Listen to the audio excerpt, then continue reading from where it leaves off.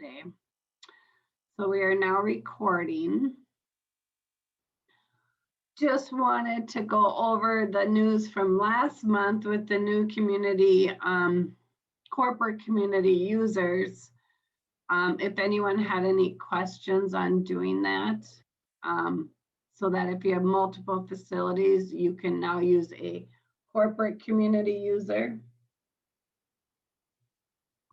So people like Shakopee, Madonna's, Escaline, I already set you up, Becky, as a corporate user. Let me just check my chats to see if anyone has anything. I don't see anything coming over.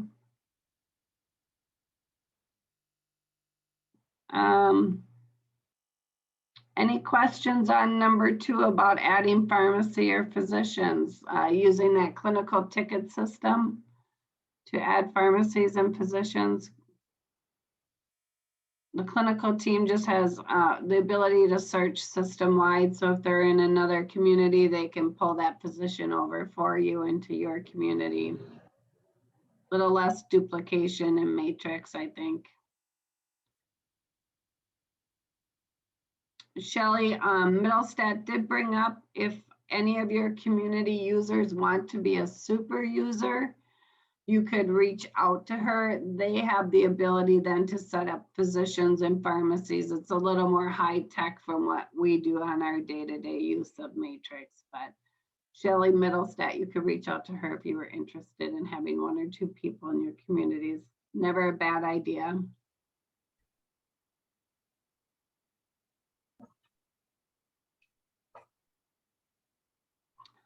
We're going to go ahead and move over to eSource. Any questions on the eSource tool? We have 2 new people, so we'll move it over to under your applications. You have something called AL Memory Care Eval. If you don't have it up under your frequently used, just hit your show me a list and it'll bring up those evaluations or anything you want to go into, and then it'll keep it up here if you use it a lot. The AL Memory Care Evaluation is the same thing as senior living, only we kind of use it for pre-admission assessments to get our points. And so you would look for your facilities. Some of you would have multiple facilities, just like you do in Matrix, so you might have to toggle through and change your community. You can add a resident just by your user management.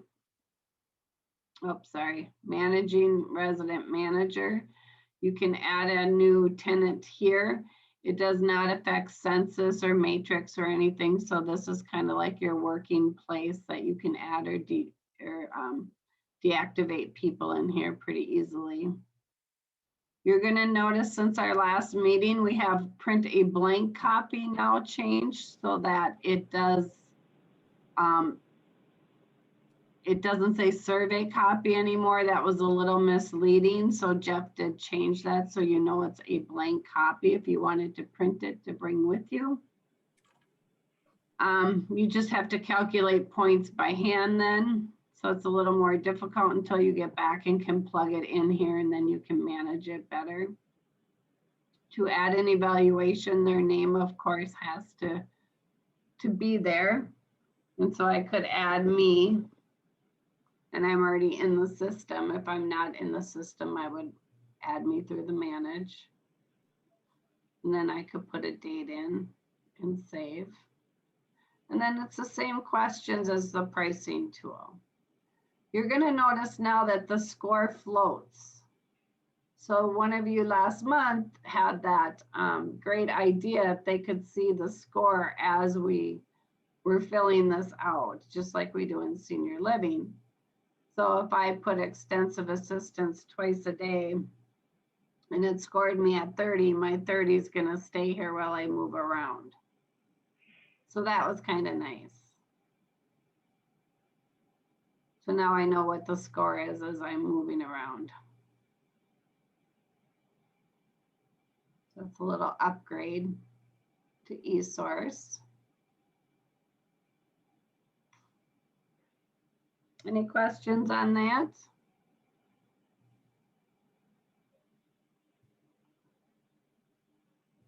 Some good upgrades there. I appreciate the input. Next, we're going to go to departments, and we're going to look at the housing department. And under housing, you're going to see housing documents. We now have 2 new areas for you. We now have an assisted living toolkit. These are anything that you might need that you're looking for assistance with. So maybe I have a Benedictine pool staff orientation. I need a checklist. It would be here for you in assisted living. I want to teach my staff how to print that CCD out of matrix. Here's some printing instructions. There's the housing PowerPoint that was put in, and there's an updated one. One of these will be coming out. It just hasn't been deleted today. Lisa is working on this right now. There's the IDT guide for Minnesota. There's Matrix Care Senior Living Guide, which is kind of a nice piece of paper that kind of gives you a guide of how do I change the day or time of the week in a service plan. Then I can go to the service plan, highlight the row, click new, go to edit in the area of change, then finalize, go to care assist with changes. So it kind of gives you a little quick tips on different areas. And so you can see I did a couple different formats. You can kind of give me some feedback, what you like better. So we just kind of started making some of these most common questions that I get. And so you can take a look at that. There's the med quality and assurance checklist. So this is for how to do those quality checks every week. Gives you a little check off. If you have a lot of nursing staff or pools and they don't know how to do it, you could hand them this check off and they would be able to do that med treatment weekly quality check that we have. There's a med error form here. There's some demos, assistance for skills testing out. There's a supervision of the unlicensed staff for Minnesota that they have to do this observation annually and within 30 days of hire. So this needs to be done in the employee's personnel record. So that's here for you. There's a temperature log here for you. Oop, that file went missing. Interesting. And the other area that we're working on is the Matrix Care Senior Living Tools and Videos. So there might be some duplicates, but there's going to be a lot of little short videos on, and Lisa will have, I think 4 or 5 loaded by the end of the day today that we've made. So when you go in here, you'll be able to, oh, I have a new, maybe I have a new staff person and I want them to watch how to do an evaluation, or I want the CNA to watch a video on her care, how to sign in, anything from all the way from signing in to documentation. This is the paper PDF that you can use for the CNA guide that she can read, but we have now a working video that she can also watch it, maybe between the paper and this. It'll help them navigate a little bit better. And this might be a nice little thing to print off. Having it by your sign in for pool staff to maybe review and sign off that they understand how to use Care Assist. So we'll have that up and going. Hopefully we'll have more and more videos as the weeks go by.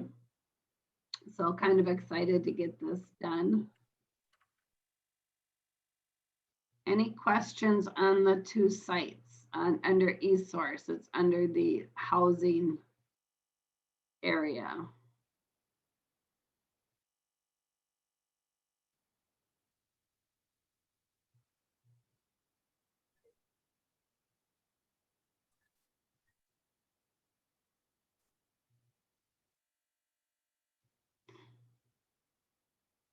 Okay, we're gonna go over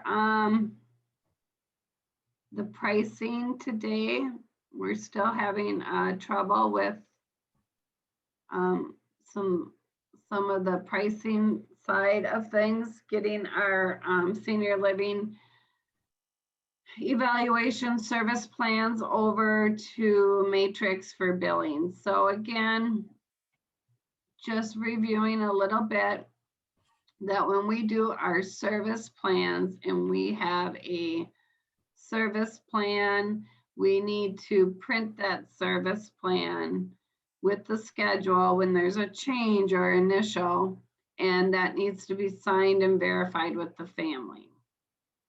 Again, if it's somebody who has less than 15 points and the services are not daily, then we're going to look at the a la carte pricing. So if we go down to the bottom and we see this total score here on this resident is 5 points, and the only thing they are getting,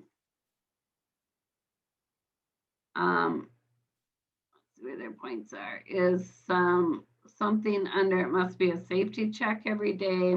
Not sure what it is, but I would go back and look.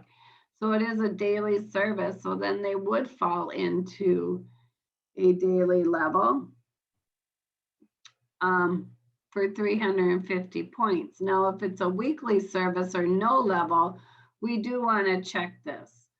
If it's a weekly service of, say, a bath, I could do a la carte rate at $12 for an RA fee per service, and I could figure out, 12, if it's 3 days a week or once a week, or how many minutes, I could figure that out and put the pricing here.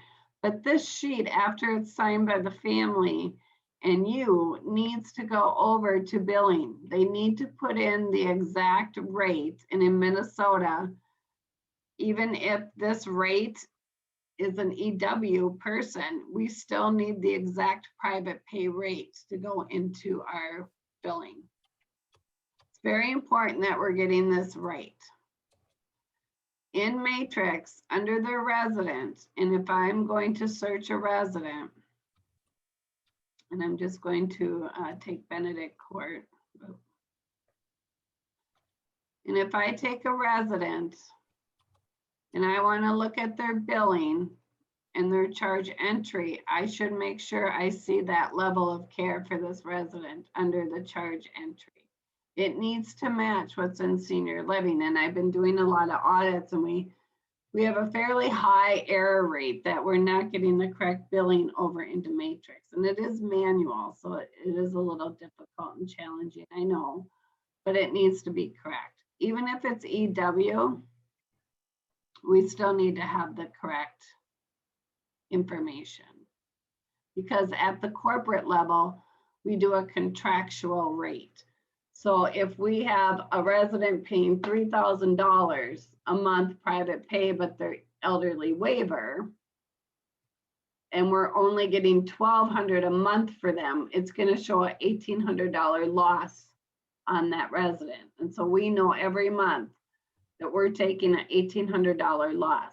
And so it's very important when we're doing your financials to have an accurate picture of losses and revenue, because it does help. So we just need to make sure that we're always making sure every time we do a service plan, any change needs to be signed, it needs to go to billing.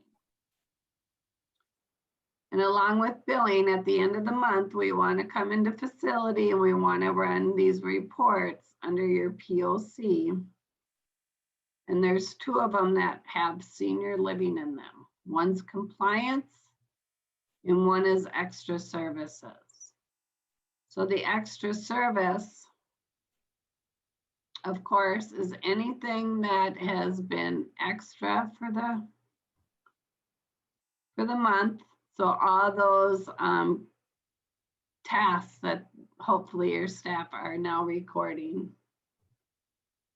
And you'll look here that this bath here for this person was instead of a different day, and a cleaning was done today instead of her day. And so then the nurse just needs to decide, is this a billing moment or is it not? She may cross that out and say, do not bill. She might say, yes, bill. And she'll say if it's an RA or a licensed nurse fee. And this sheet at the end of the month can go right over to your billing if you're not the person who does your extra charges. Remembering that sometimes the aides document in the wrong place, so we just want to verify that against the mischarting to make sure it isn't a mischarting item. I have like 5 deer running into my window here. So we'll go to reports. Scared me. Point of care compliance. And so if someone didn't get a bath, but now they got it a different day, if you look at your marketing material in your contract, a refusal or a rescheduling of a service has to be a 24-hour notice. So if they didn't get it Monday and they didn't give us notice, they pay for Monday. If we do an extra bath on Wednesday because they missed Monday, it's probably an extra bath charge. So you always have to kind of watch your contracts and what's in your marketing. So we want to make sure that we're very accurate and fair. So again, if we run our mischarting and I do see a missed bath and not a refusal, that might mean something about she didn't get her bath this day and maybe it was our fault that we missed it. And so then they did the bath another day. So those are things that the nurse is really going to hone in on. But these reports should be ran at least monthly. I would prefer a little more often, weekly.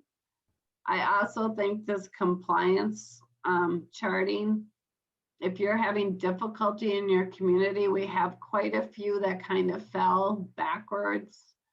And if you look at the report I sent out, you're going to want to run it maybe every day to every other day for the previous day and start getting those staff that are having trouble.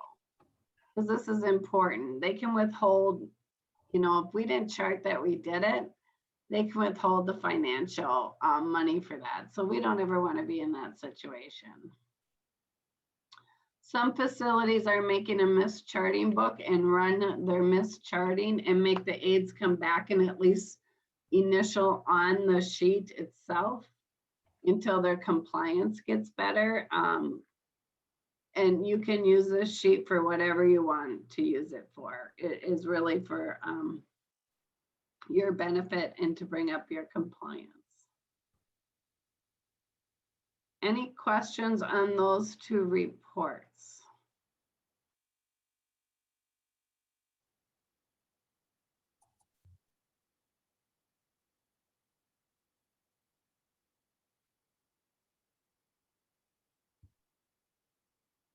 Any questions on any reports? I had a good question today from, I think it was Shakopee, pretty sure.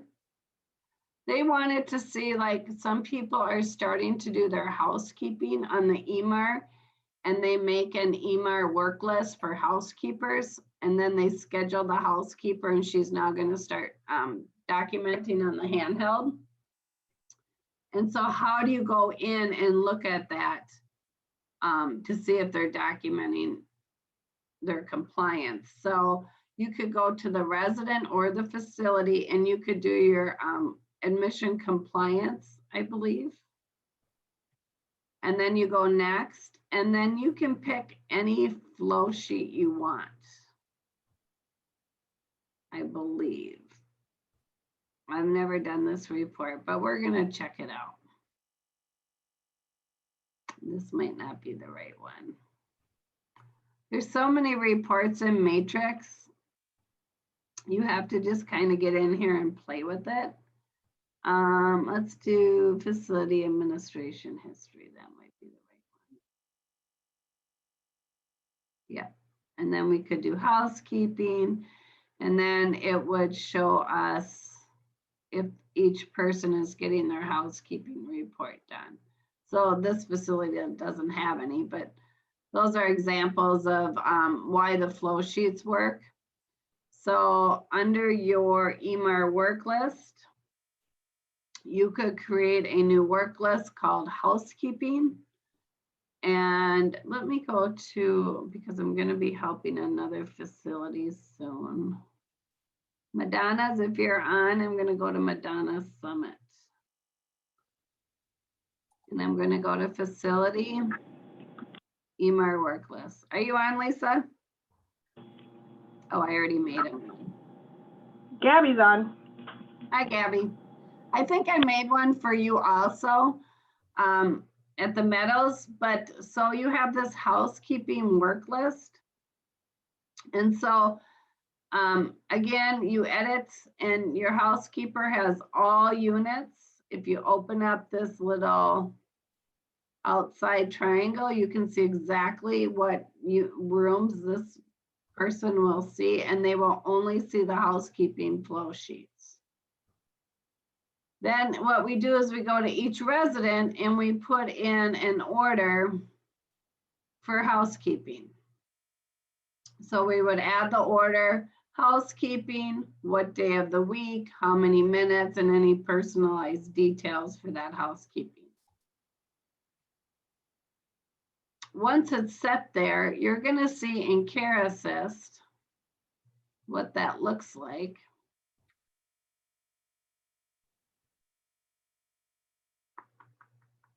Let's go to,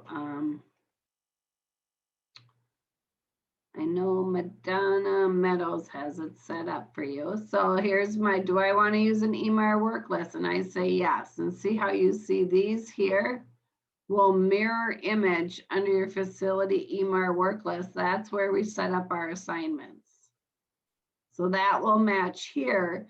And we want our aides to pick their assignment because it limits them to what they can see.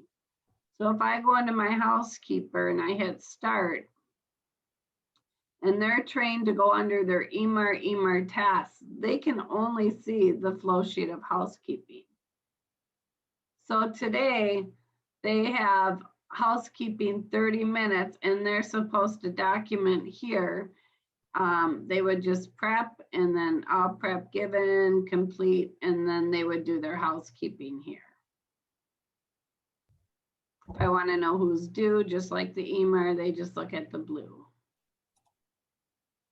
So it's kind of a way to get housekeeping involved now on Care Assist. And they can also go in and they could go in and do extra tasks, extra laundry, maybe some extra cleaning.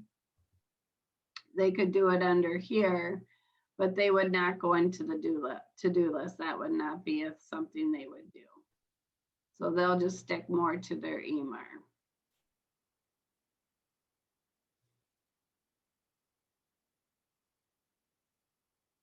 So that's a way to incorporate some housekeepers getting on our duty here.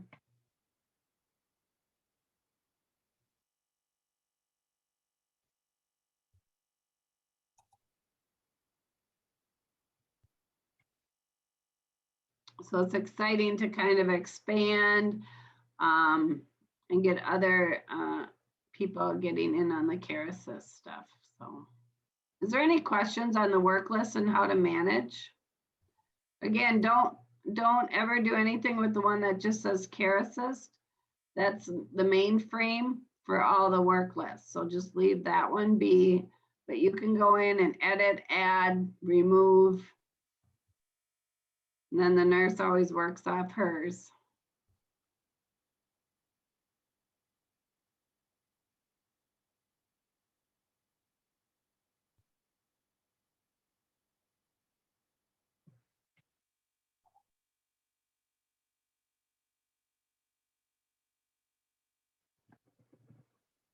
No questions?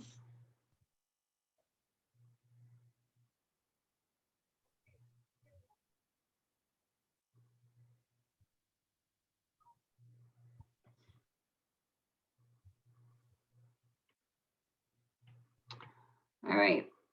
I thought we'd kind of go over the resident roster for Minnesota.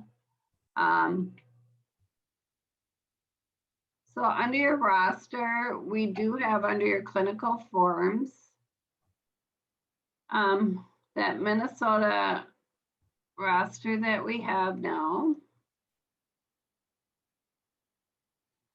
There is one of the questions coming up, and I'm probably not in a Minnesota home, am I? Community AL. Let's see if there's any Minnesota rosters done. Oh, they don't have any done yet. So we want to get some Minnesota rosters done for our communities. Gabby, I'm just going to open one and then you can go ahead and maybe finish it at another time. But when we open up the Minnesota current roster, we were having trouble not being able to answer if we didn't think any of these were appropriate and we didn't answer any questions, it wouldn't let us save it. So then some questions were coming up in this first question. What is basic care? We have memory care, basic care, wanted to know if they were in the hospital, any falls, bed rails, skilled or Medicare certified services or hospice. So that first section I think is kind of stumping people. So under basic care for statement of home care, if someone is just getting these items, these basic items, this is what basic care means. So if we just help them with a bath, a little bit of dressing and grooming, laundry, housekeeping, then they are basic care for Minnesota. Once we start managing meds, they're not basic care anymore. Once we start doing any kind of a delegated task, they're not basic care anymore. So we have a lot of people in our communities who live even in AL, but IL, who just want home care as a basis. Maybe they want to see the on-site physician, so we don't have any scheduled services. Those clients are basic care. So then you would click that basic care answer. The next questions on NABs, psychotropics, you would have to look this up. And then of course, if they have any of these treatments or wounds or anything, you would want to click that. Oh, I have a question. What is the other option if they are not memory care? There's really no other option. It's just asking you what they are. So if they have, you don't have to pick any of them. And you should be able to now just pick number 4 and save it. Let me see if it works. So now it's saving and now we can finalize it.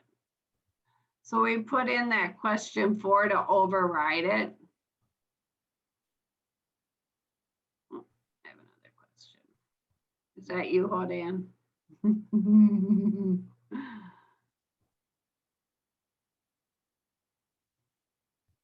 Yeah, so you may not have anything in 1.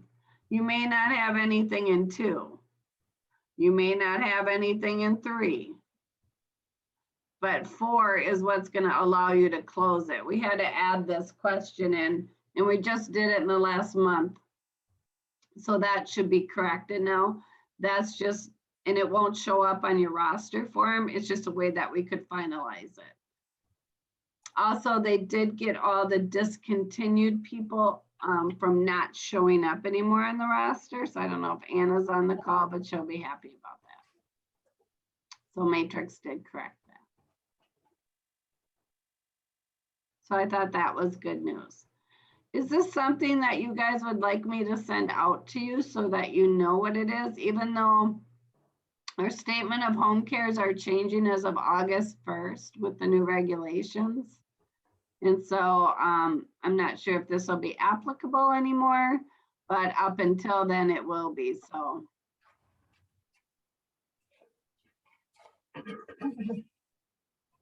I can send this to the Minnesota folks.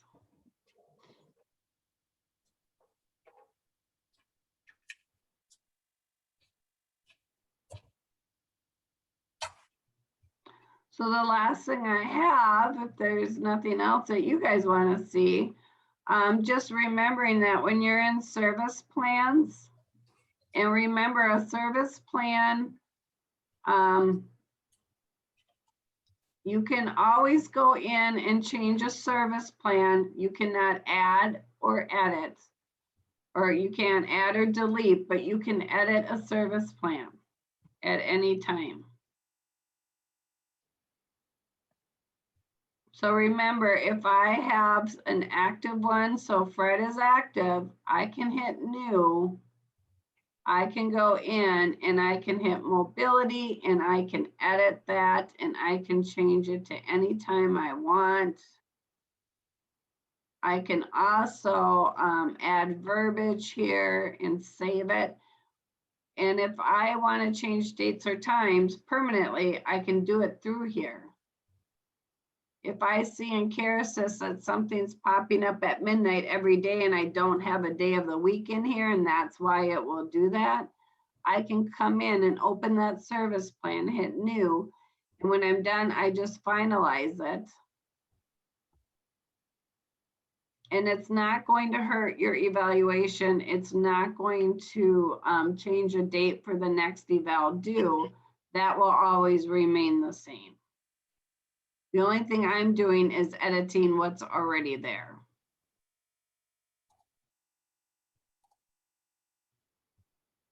Now I can override the evaluation in the service plan under this Verify Care Assist tasks. I have to click this button to see all my service plans. But I can override it by clicking here and then rescheduling. But the next time I do an evaluation,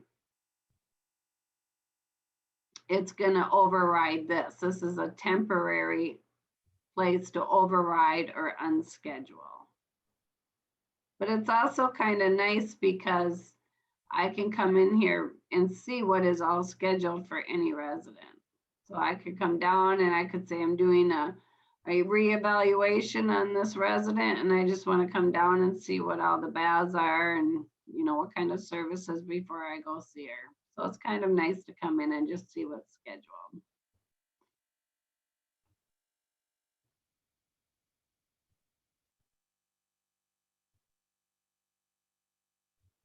You guys are a quiet group today. Little reminder, check your admission documents. North Dakota's, I think yours are going to be on by the end of the week. Minnesota, with the new regulations, we're going to be changing. And then there's 7 communities with new pricing increases by July 1st. So 8-9 people with pricing changes. So if you're having a price change with your rates by July 1st, don't forget you need an AR ticket. Patty sent out that information. But I also need to know what your rates are going to be because I have to change them in your service plan. So you need to let me know also. So under your service plans, at the end, I can have that verbiage in there for you so you can just pick them. So this is what I'm talking about. I need to up the rates when your rates change. Don't forget to always look at your a la carte pricing. If you're raising your levels, you should be raising these your 2 or 3% also. And any other ancillaries. But there's a big process and we have to get that done by the end of May because notices need to go out June 1st, I believe.